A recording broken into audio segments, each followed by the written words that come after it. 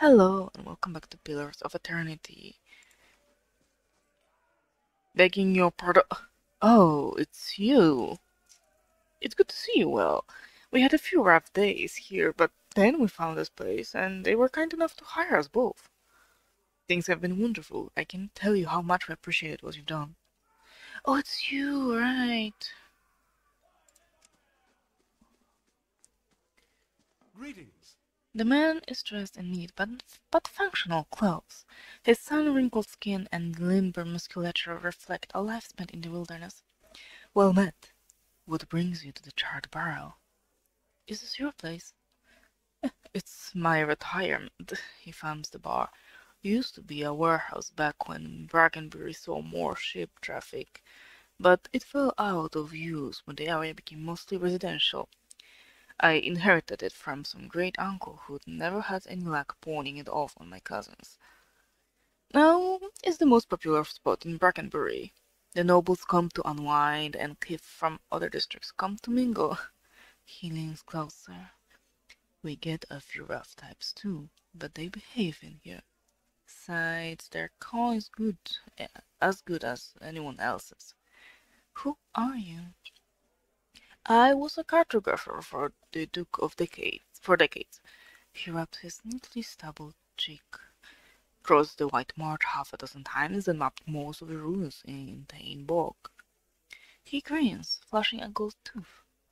A good career, but one suited for younger men.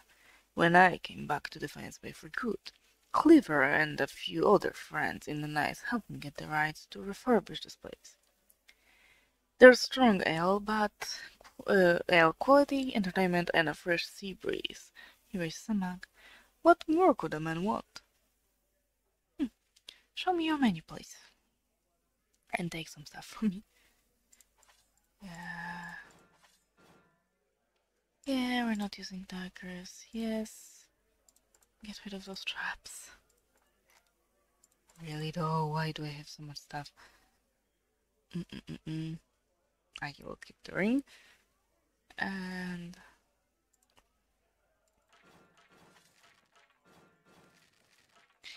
I need to get more money for our keep, so I cannot just hold the mouse button, I have to click.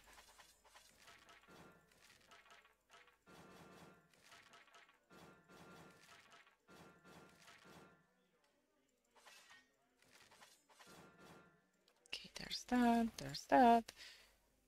Yeah, we don't need all those things. But please give me some supplies, thank you. Dragon meat dish. Plus 45 max endurance, plus 3 might. I really set this for a couple of minutes only. No, not this one. I'll try this.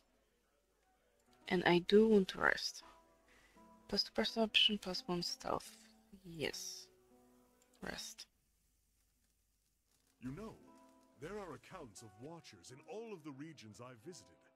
If the adventuring life doesn't work out for you, you could always read souls for coin, give people advice, tell them which family they're related to and whom they should duel for past offenses. Well, I'm glad you find it so amusing. Not this one, sorry. I'll keep it in mind. Probably safer than fighting off beasts. Kinda chuckles. And you get just as much drama out of it. Yeah. Can I? No, of course I can steal that. Ooh. Basement.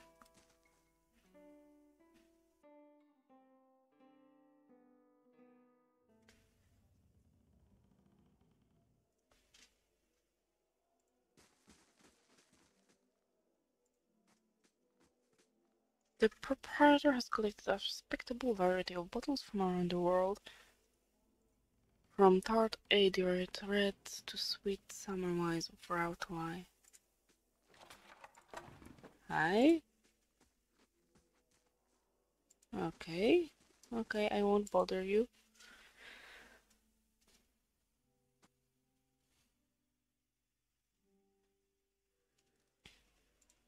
Let's go upstairs instead.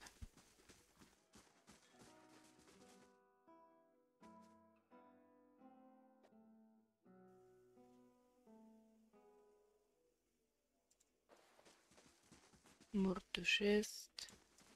Pirate. Oh, I know your name. Merwith watches you through kohl-rimmed eyes. She puts her hand on the hilt of her blade, jangling the jewels that hang from her wrist. We don't know each other, stranger. Best we keep it that way. What brings you? Okay, you don't seem like a Bartenberg local. I'm a seller, she gives you a half smile, and a liberator of certain goods. Merwith casually fingers a large earring. And the nice thing about the snobs here is that they're usually too polite to ask more. What brings you to Chartborough? Mary raises an eyebrow. What does it look like? Good wine and a little peace and quiet. She flips a copper coin with her thumb. And scary and doesn't ask too many questions. Fine. Have you read about Wait When? Today I have a plan to go into the not the sanctuary, sanitarium to get that grimoire for the Animancer. So we'll hopefully we'll be done with that. There's no room here. Yes, I did not learn that you should not barge into other people's houses. Raymond's. Is that not the place that those guys wanted to steal something from? The labels, all perfectly angled outward, boast an array of fine vintages. However, they are all coated in dust. Oh, you have a name. Father never reads to me. He's always busy with his own books.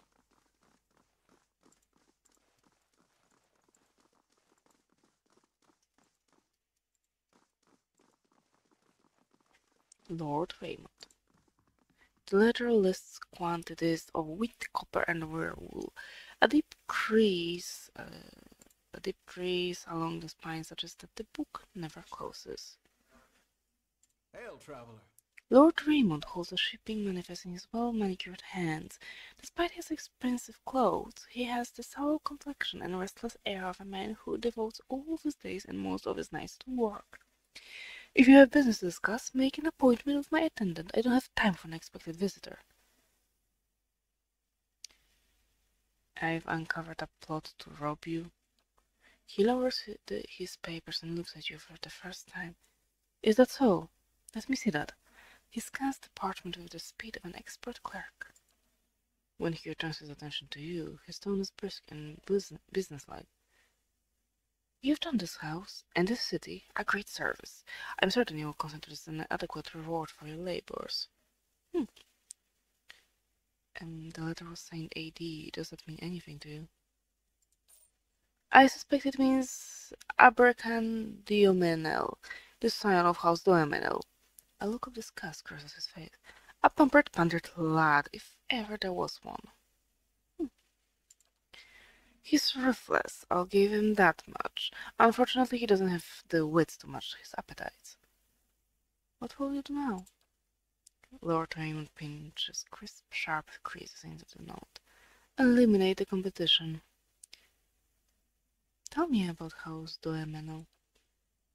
They were once an eminent and admired house. Now they're just a den of thieves. Back in the Durwood's colonial days, the Diomenals were respected members of the ducal court, which is why it was so surprising that they remained loyal to Ada during Hadred's rebellion. When Hadred and the Durwood won independence, the Diomenals lost their favor but not their wealth. Rather than return to Ada like other Lael's houses, they dug their heels in here and turned from politics to commerce. He shrugs. In one way of looking at it, they simply partnered with the wrong side. Not that they haven't prospered since, in their own way. He wraps his jaw. Lately, they've been seeking to carve out a new niche for themselves, One right between the Crucible Knights and the dozens, it seems. What's so important about this gem? The heart of White March is a nearly flawless diamond. It's also the patrimony of the dwarves of my White March. It was seized by an Ardarian lord in the early days of colonization, and the dwarves haven't forgotten it. Now the knights and the dozens are both bidding for it to make a peace offering to the dwarves. He shrugs. Whichever party buys it, the dwarves will make useful allies for Defiance Bay, especially these days. That jewel is worth a lot more than £2,000. Indeed, but notice of a plot does not carry quite the same value. Understandable. The corners of his mouth curl into a wry smile.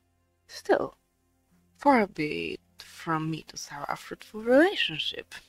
Lord Raymond produces another purse. No, I trust that will be all. That will be all indeed. Thank you.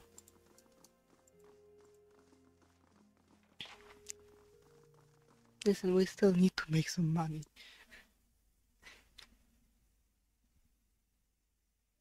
After all, we do have a keep to uphold. They hold serving woman regards with a believing eyes. Begging your pardon, but I'm afraid I'll have to ask you to return downstairs. Visitors aren't permitted on the upper floor. Okay, understandable. Thank you.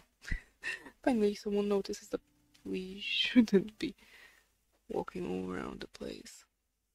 Huh.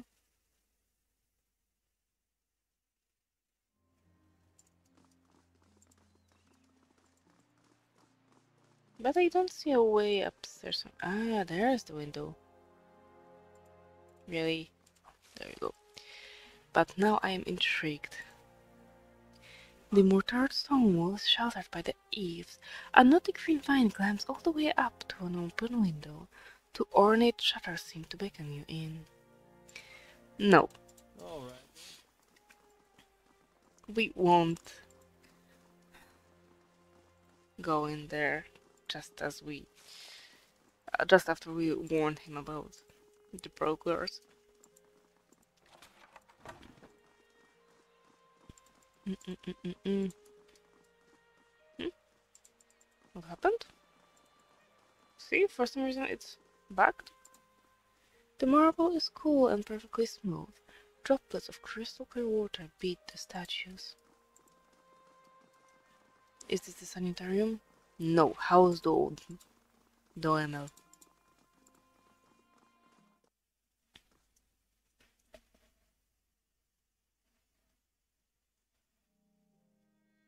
Should I? How do you do? The burly guard eyes you warily. I don't recognize you. What business do you have with House Doemelo? Tell me about this place. It's an old and respected family. Much of Defiance-based prosperity is due to Doemelo business activities. Now, do you have any further business here?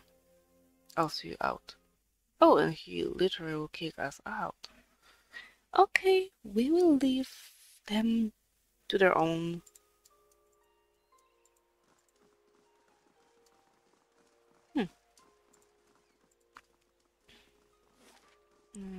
That's the sanitarium, and here we have Hatred House.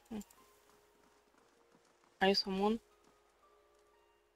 Yes. Well met, friend. A woman stands in the shade of the garden, muttering to herself. She's fixated on the pages of a large and well-worn tome, seemingly oblivious of the blooming flowers and the cool, fragrant breeze. She only looks up when your shadow crosses her page. Do you mind? I'm rather busy. What are you so busy with? She snaps her book shut. I'm studying soul attachment. We all know that souls move into people at birth and out of them at death, but we still have a lot of questions about what makes them stick, so to speak. What do you mean about making them stick? She brushes a stray lock from her forehead.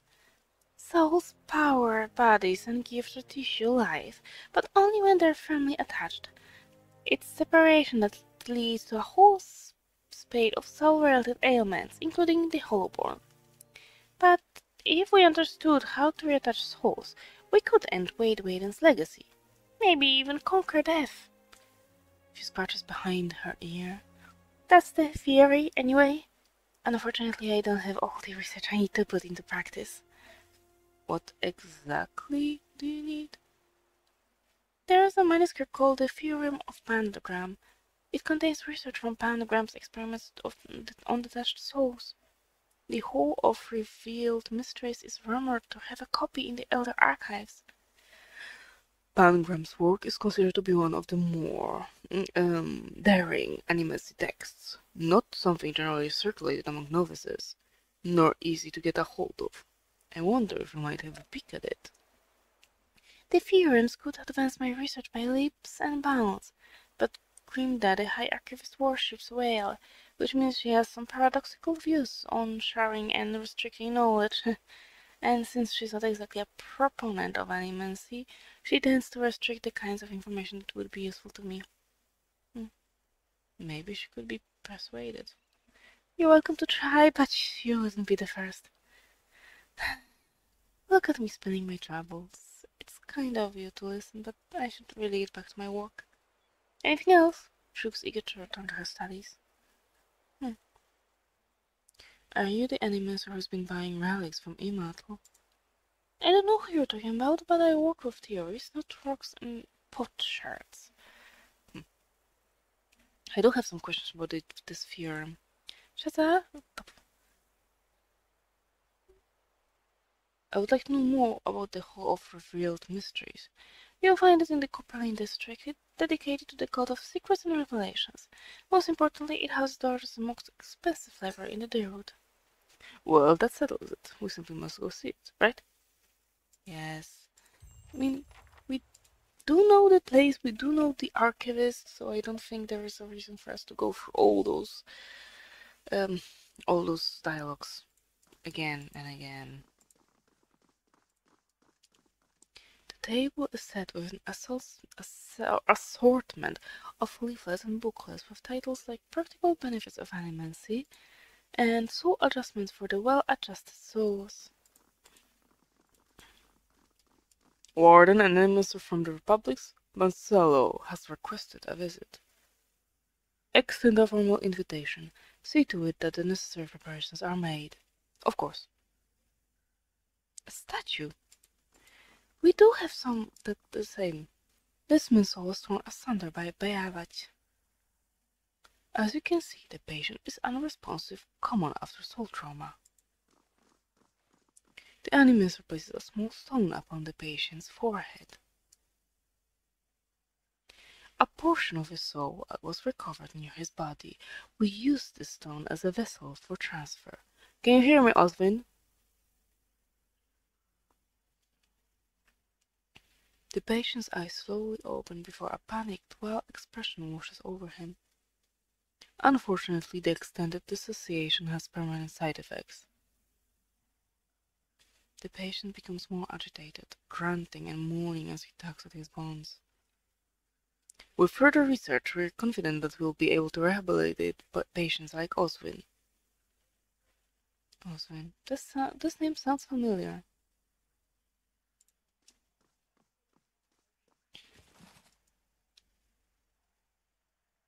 Yeah, again, the farmer becomes a god. Okay. How do you do?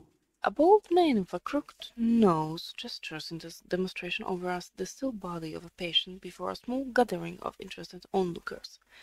Feeling your gaze, he pauses his discussion. Have you come to sit in? I would like to know more about the sanitarium. He gives an eager nod. It's the mission that attracted me here. The treatment of the disturbed. No one else seems to care about them. Here, they've worked wonders for them. I've seen people cured of insatiable hungers and uncontrollable urges. I've seen the crippled walk and the dysphoric smile, all within these walls. The thought that the Duke could put an end to it with a single order, it keeps me up nights.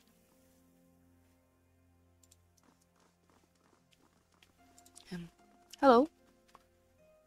A well-maintained statue of a middle-aged man presides over the room, looking down unblinking over the bustle of hurried academics pestered by the hopeful desperate. A strong warmth emanates from it that you could sense from across the room. There is a human soul stored beneath the stonework. You feel its attention turned towards you. It has been some time since a watcher grazed these halls. His voice echoes deeply, rumbling the floor beneath you. I am envious of your natural insights, traveler. I can only imagine how it might have helped my work in life. Now, what it is that has brought you to my sanitarium? You may have a member of the Laden Key in your midst. Ethelmore groans and the stone around him shudders. I could have done without hearing that today. Many have their intrusions been into our affairs. Of course, one can seldom be certain whether they've meddled or whether calamity has struck on its own, but a few of their less skilled infiltrators have been exposed from time to time. They are a perpetual nuisance. Once again, I am reminded of how envious I am of your gifts. I suspect they would be of some use in verifying one's identity. You are at odds with the Laden Key as well, I take it. They have something I need. I hope it isn't knowledge you seek. They are seldom keen to part with it. Do you have some idea of who this person might be?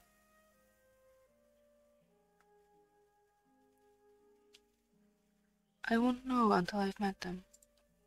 Very well. In that case, I would recommend you speak first with our resident Animancers. They have frequent interaction with both patients and colleagues. You'll find them up here or in their offices downstairs. You will report anything suspicious to me immediately. This is my only request. I am looking for an Animancer named Mordred. Mordred. Of course. You will find him downstairs in the first room on the right.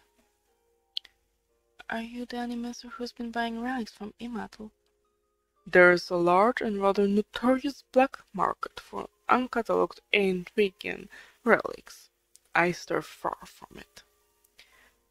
I am curious as to how you've come to be in your present state. In the statue, you mean? Well, I was old, and it seemed wrong to me. A lifetime spent in pursuit of discovery, only to lose it all in death. Somewhere, someday, I would wake up in a new body, none the wiser, and pursue a different course entirely. All that experience wasted. If we are ever to unearth the principles behind our existence, it will be in spite of our condition. Of that I am quite sure. To live on as part of something I helped build seemed to me a better legacy than what nature had in store. The transfer itself was quite simple as our techniques go, and for that I am grateful. Playing with souls is far easier to accept when they are not your own. I do miss being able to take an active role in the scholarly efforts here. Now and again, one of our Animancers will humor me and consult over some problem, but they are a jealous breed and are too often afraid to collaborate. If you are considering it yourself, I can tell you that it isn't for the easily bored. Tell me about the sanitarium. A history lesson? This is a rare pleasure. Most come in here only concerned with cheating death in one way or another. We are an old institution as Deerwood goes. This is our 94th year. As with many cities, the growth of Defiance Bay brought with it a host of problems. One of the worst was that those born with, shall we say, ill-favored souls came to populate its streets in droves. Thus, the sanitarium. Brackenbury was a natural fit. It was growing, but there was also a lot of money here back then. This place owes its survival to the curiosities of the wealthy more than anything, I think.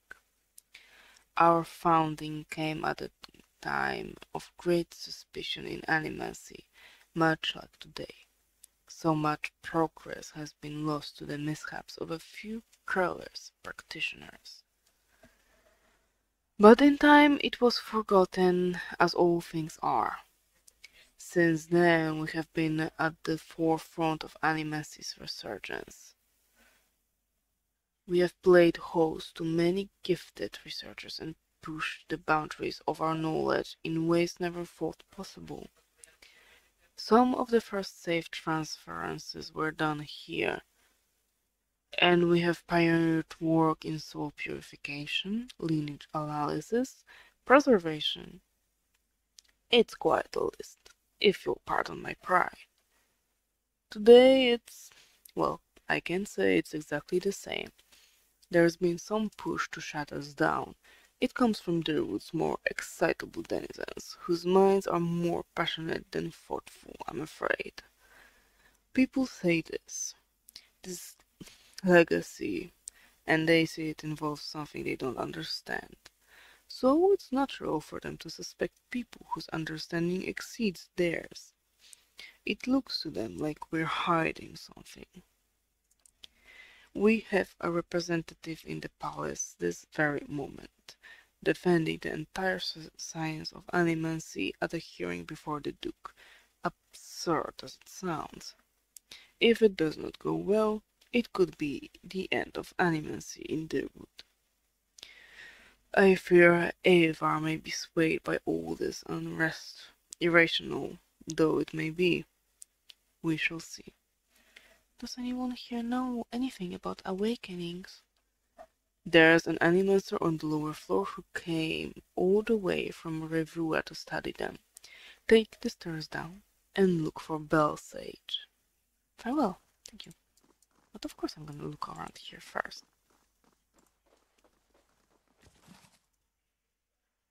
And to Wodika.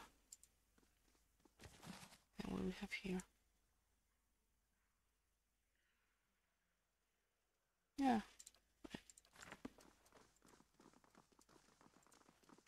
Anyone here? Anything interesting? Either customs. Oh, I have no idea what happened there. Okay, let's go downstairs.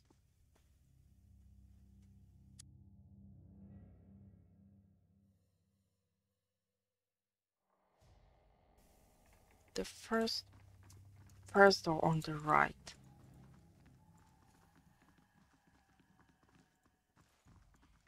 Thank you for making it easy. An Animancer scribbles feverishly on a parchment scroll while his free hand dances through the air, counting off unseen objects. His lips move in silent discourse. As your shadow falls over his scroll, he looks up at you with mingled perplexity and irritation. Greetings. Can I help you? He forces a polite smile. Does the name Helig mean anything to you? Mordred stars. Helig? He was... is... a colleague of mine. He was primarily a necromancer, but he was involved in animancy too. He worked at the sanitarium for several years. I dare say everyone here has heard of him. He left his post recently. I believe he was seeking new opportunities in the Valen Republics. He leans forward. The advances they're making in animancy really are quite remarkable. Surely you've heard. Perhaps you haven't. Do you know a woman named Rowena? No, I don't get out of sanitary much. And about Haley? As I said, he no longer works here. I've heard it differently. He slides his spectacles down his nose. Just what are you insinuating? If this is your idea of a joke, I assure you, it's in very poor taste. So you didn't sink a blade into his chest and dump him in the catacombs? You'll be relieved to hear that. Mordred pales. How could... He sighs and runs a hand over his hair. Very well. Yes, I killed him. I killed that beast because nobody else had the spine for it. He was a madman. Years of perverse experiments, twisting healthy souls, torturing damaged souls. And for what? He flayed the essence from gland-fat and ingredients for his amusement. Indigence for his amusement. He waves down the hall. If the public had known half of his deeds, they would have razed this place to the ground. He drops his finger on the desk. He used the sanitarium to disguise his own sick proclivities. He brought shame on all of us and put the entire discipline at risk. I regret nothing. Calms down and sees you up. Anyway, now you know the whole grisly story.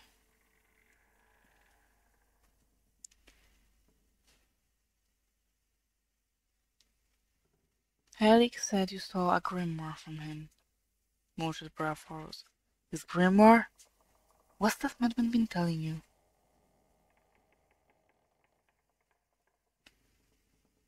He said you kept it in the trunk over there.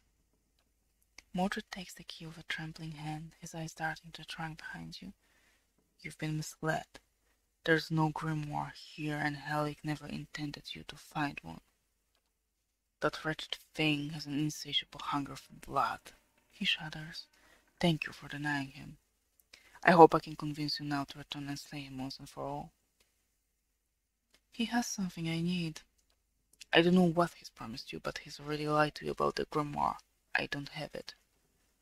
If what I've told you about that evil, deceitful man hasn't swayed you, I don't know what else to say.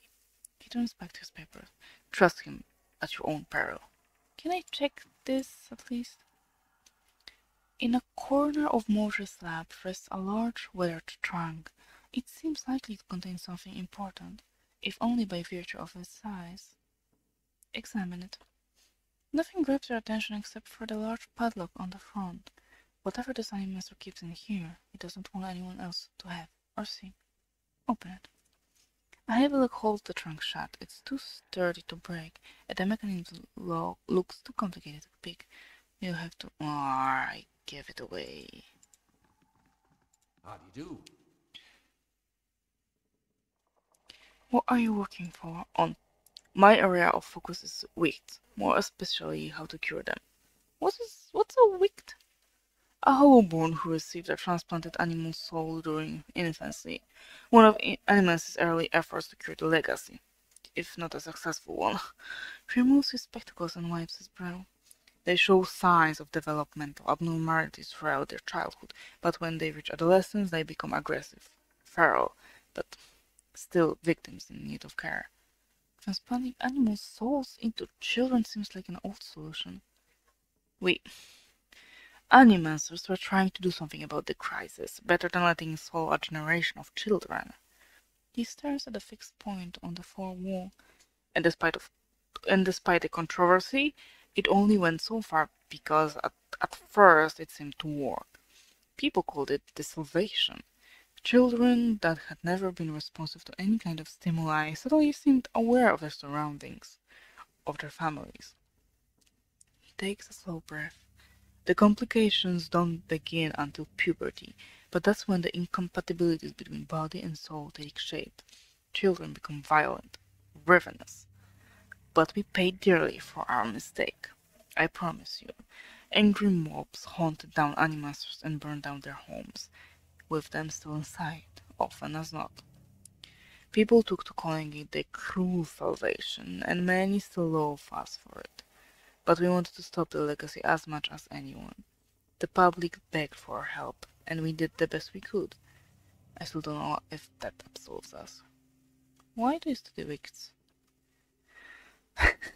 What kind of question is that? Just think of all the families that could be healed, the lives that could be restored. What could be more important? His face has reddened, and he turns away from you for a moment. He shakes his head. Animancer has an answer here. I know it. It's simply a matter of working it out. I see. Good. He looks eager to return to his work. Has anything unusual been happening around here? You must be joking. This is a sanitarium. Nothing is usual down here. Although, now that I think of it, the patients seem more agitated lately.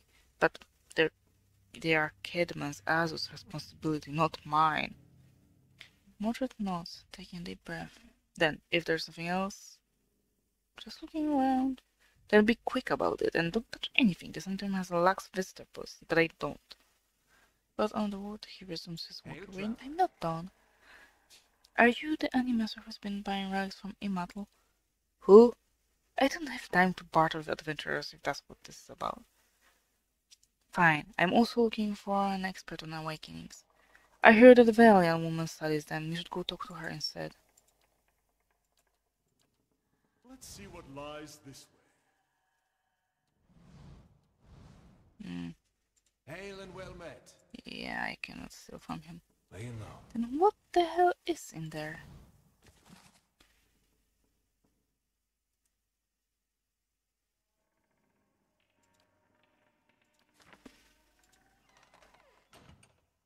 Okay, I won't kill him, but I'll end this part here. So for now, thank you very much. Stay alive and see you soon. Bye.